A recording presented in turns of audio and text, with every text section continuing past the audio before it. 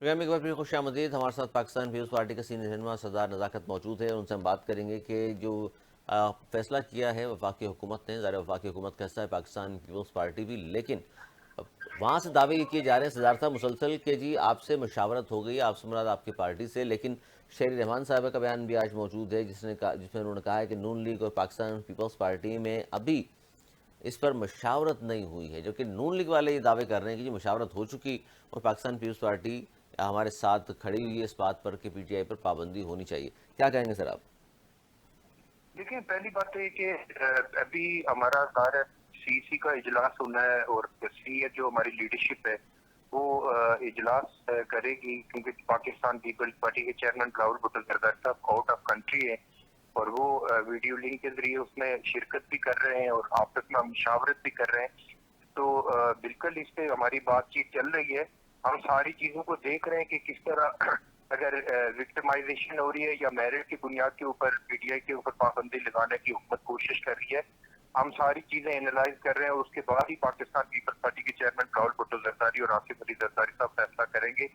लेकिन क्योंकि हमारा स्टांस डे वन से यही है कि पाकिस्तान के अंदर किसी भी पॉलिटिकल पार्टी के ऊपर पाबंदी नहीं होनी चाहिए, लेकिन उस पॉलिटिकल पार्टी को भी as a political party prove करना होगा खुद के हम एक सियासी जमात है, हम कोई दहशतगर्द या मुल्क दुश्मन अनासिर नहीं है, बल्कि हम सियासी जमात है। उसके लिए मेरे ख्याल में हमारी पार्टी के अंदर मशावरत हो रही है और इंशाल्लाह बहुत जल्दी हम किसी नतीजे पे पहुंच नहीं, जाएंगे। कैटेगोरिकली आप लोग ये नहीं बता नहीं रहे कि जी आप हक में हैं या नहीं, ये मशावरत होगी उसके बाद फैसला करेंगे, लेकिन पाकिस्तान पीपल्स पार्टी की जो तारीख रही है उसमें तो ये साफ लगता है कि किसी भी पाकिस्तान पीपल्स पार्टी हमायत नहीं करेगी, लेकिन आप इस पर भी कह रहे हैं मशावरत होगी और फिर फैसला होगा कि हम हमायत करते हैं या नहीं करते। यानी इस बात पे आप लोग अभी भी आपस में भी एग्री नहीं हैं, या जिस तरह कुछ देखिए, हम पहले ज़ाहिर है हमारी जो लॉ इन्फोर्समेंट एजेंसी की जो रिपोर्ट्स हैं, चाहे वो आईबी की रिपोर्ट है, एमआई की है, आईएसआई की है, जितनी रिपोर्ट्स आई हैं पूरी दुनिया से ज़ाहिर उन्होंने कलेक्शन की है सारी एक पूरा ज़ाहिर है किसी भी जमात के ऊपर पाबंदी लगाने के लिए कोई बेस तो होगा ना।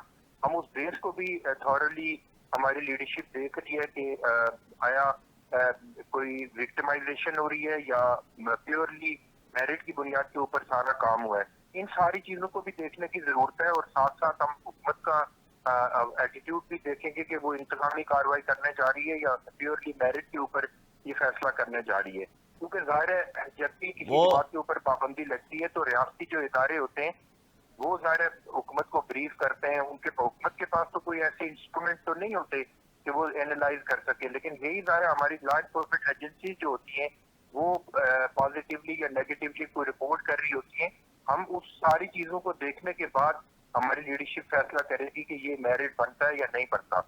लेकिन उससे ज्यादा मेरे ख्याल में आपसे ज्यादा या मुझसे ज्यादा किसी को भी नहीं पता होगा कि जो तहरीक इंसाफ का एटीट्यूड है अनफॉर्चुनेटली पाकिस्तान के अंदर और पूरी दुनिया में इस तरह पाकिस्तान को बदनाम करने के लिए, पाकिस्तान की हमारी लॉ इन्फोर्समेंट एजेंसीज को बदनाम करने के लिए, हमारी पाक आर्मी को बदनाम करने के लिए वो किस तरह का एक सोशल मीडिया की कैंपेन चला रहे हैं। दुरुस्त इन है। सारी चीजों को देखने की जरूरत है और देखने के बाद इंशाल्लाह हमारी लीडरशिप फैसला करेगी। अच्छा, ये बात तो दुरुस्त है, जिस तरह मुसलसल प्रोपेगेंडा कर रहे हैं वो सिर्फ हुकूमत के खिलाफ नहीं करते, वो पाक फौज के खिलाफ भी करते हैं। हालांकि पाक फौज की कुर्बानियाँ भी मौजूद हैं और पाक फौज है तो हम हैं, जाहिर है, लेकिन उसके बावजूद भी ये बात दुरुस्त है, आपकी ट्रोल भी करते हैं और मुसलसल प्रोपेगेंडा कर रहे हैं। लेकिन दूसरा मौक़िफ़ ये है सरदार नज़ाकत साहब, वो ये कहते हैं कि जी सबसे ज़्यादा पाकिस्तान में मकबूल जमात, सबसे ज़्यादा जिन्होंने वोट हासिल किया है, सबसे ज़्यादा जिनके पास सीटें मौजूद हैं, एक ऐसी जमात पर आप जिसको सबसे ज़्यादा लोग पसंद कर रहे हैं, पाबंदी आप लगाने जा रहे हैं, तो ये मुश्किल नहीं होगा आपके लिए भी फैसला करना?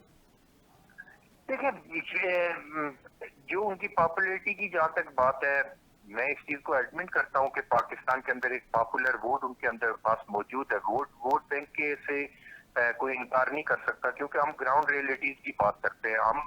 और मैं पाकिस्तान पीपल्स पार्टी का एक कारकुन होने के नाते मैं समझता हूँ कि जो भी उनको मैंडेट मिला हम उनके मैंडेट का एहतराम करते हैं।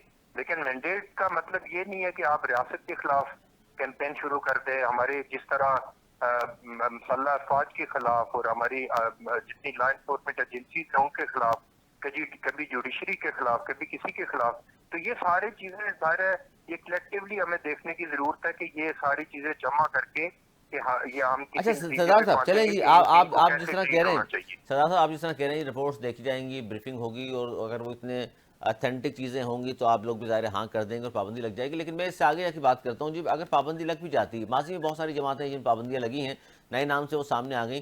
دوسری بات یہ بھی, اگر نئے نام سامنے آ جائے گی تو کیا آپ سے لگتا ہے پابندی لگانے کے بعد ملک میں استحکام آ جائے گا؟ دیکھیں, ایک کسی بھی چیز کو اگر آپ پانش کریں گے, چاہے کسی فرد کو یا کسی جماعت کو کسی طرح کی اگر آپ اس کے اوپر بین لگائیں گے, میں بھی سمجھتا ہوں کہ یہ کوئی حل نہیں ہے. لیکن یہ ایک پرنسپل سیٹ ہونے کی ہوگا کہ جو بھی ملک کے خلاف سازش کرے گا. دیکھیں نا, علی سرور صاحب, آپ تو ظاہر بہت ویل اویئر ہے, بہت سینئر جرنلسٹ ہیں. جو 9 مئی کا واقعہ ہوا, جس طرح آرمی انسٹالیشن پہ حملے ہوئے, جس طرح عمران خان صاحب نے خود ایڈمٹ کیا کہ میں نے خود بولا تھا کہ جی ایچ کیو کے سامنے پروٹیسٹ کریں اور کور کمانڈر آفیسز کے سامنے پروٹیسٹ کریں, یہ ساری چیزیں ہمارے سامنے ہیں. آپ مجھے بتائیں نا, 9 مئی کے بعد ہمارے ملک کا کیا امیج گیا پوری دنیا کے اندر؟ تو یہ ساری چیزیں ہیں جس کو سمجھنے کی ضرورت ہے. ساتھ ساتھ ہمیں یہ بھی تمیز رکھنے کی ضرورت ہوگی کہ ہمیں بے گناہ لوگوں کو کبھی ٹرائل نہیں کرنا. ہم نے جو 9 مئی کے کلپٹس ہیں, مجرم ہیں, ان کو کٹہرے میں لے کے آنا ہے, نہ کہ عام جو پولیٹیکل ورکر ہے, جو انوسینٹ لوگ ہیں, جو عام اچھا, اس پہ پاکستانی بالکل ہیں, ان صحیح ہے کے آپ کی اوپر بات اس طرح سردار کی صاحب. پابندی نہیں لگنی چاہیے. 9 مئی میں جو کچھ ہوا بڑا غلط ہوا. جو ملوث ہیں سب کو سزائیں ملنی چاہیے, بالکل درست ہے, پوری قوم اس بات کی حامی ہے. لیکن 9 مئی کے حوالے سے پارٹی کو اگر پابند کر دیا جاتا ہے, پابندی لگا دی جاتی ہے, تو 12 مئی بھی ہوا ہے. میں اور آپ جانتے ہیں کراچی میں جو کچھ بھی ہوا تھا.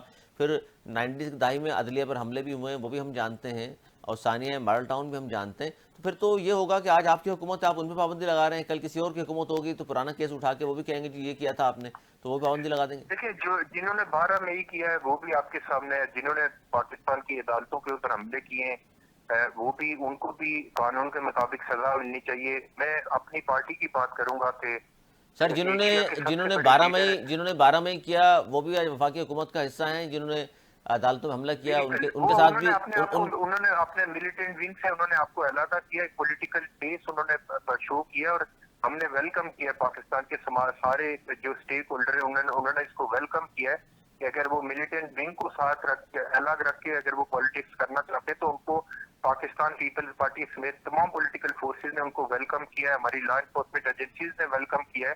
ہم ان کو ویلکم کرتے ہیں. اگر کوئی قومی ادارے میں سیاست کرنا چاہتا ہے, تو شامل ہونا ملٹن چاہتا ہے, ونگ, تو سر یہ ہمیں ملٹن اس ونگ, کو ویلکم کرنا تو چاہیے. یہ نون لیگ. میں اگر بات تھوڑی سی کمپلیٹ کر لوں جی جی, کہ ذوالفقار علی بھٹو شہید کو پاکستان کے سپریم کورٹ نے کہا کہ غلط پھانسی ہوئی ہے.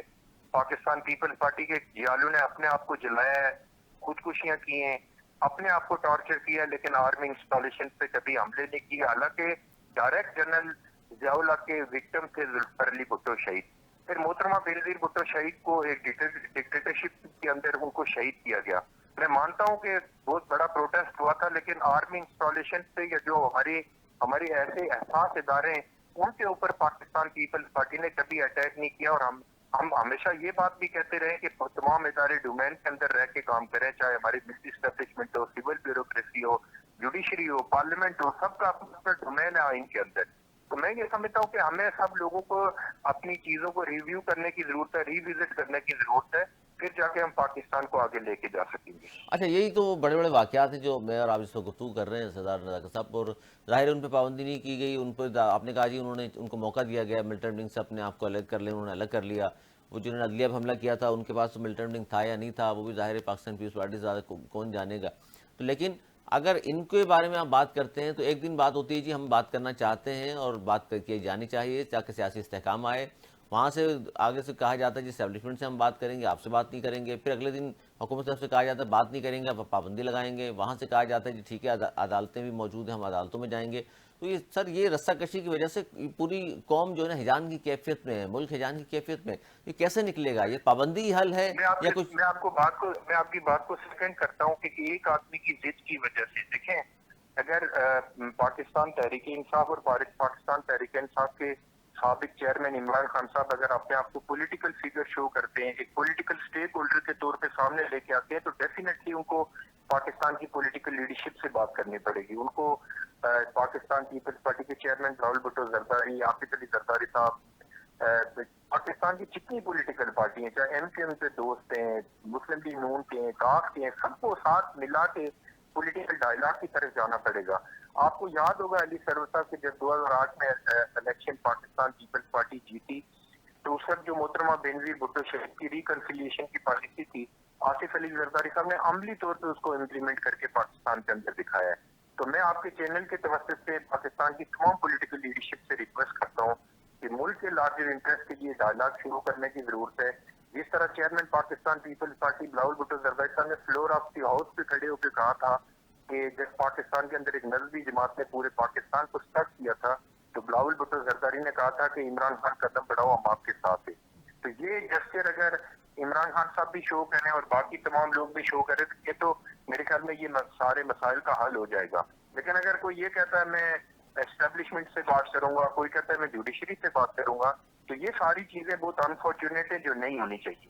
جو نہیں ہونی چاہیے, اس سے ملک کو نقصان ہوگا. آخر میں حل یہی. بہت شکریہ سردار نذاکت صاحب ہمارے ساتھ موجود تھے اور بات کر رہے تھے کہ جی حل وہی ہے جو پروگرام کے شروع میں بھی ہم نے آپ سے گزارش کی. پروگرام جہاں سے شروع ہوا تھا کہ جناب جب تک اس تمام سیاسی جماعتیں ایک پلیٹ فارم پہ نہیں آئیں گی, ڈائلاگ شروع نہیں کریں گی, ملک کو آگے بڑھانے کی بات نہیں کریں گی, ملک کے وسیع تر مفاد میں بہتر فیصلے نہیں کریں گی, جب تک ملک ظاہر آگے نہیں بڑھائے گا اور سیاسی استحکام ہوگا تو معاشی استحکام آئے گا. لیکن جو لوگ ملوث ہیں نومے واقعات میں اور جنہوں نے حملے کیے ہیں ظاہری اداروں پر, شہداء کی بحرمتی کی, ان پر پوری قوم متفق ہے, ان کو سزائیں ملنی چاہیے. آج تک اتنا ہی. اگلے پروگرام تک کے لیے مجھے میری ٹیم کو دی اجازت. مولانا کے بعد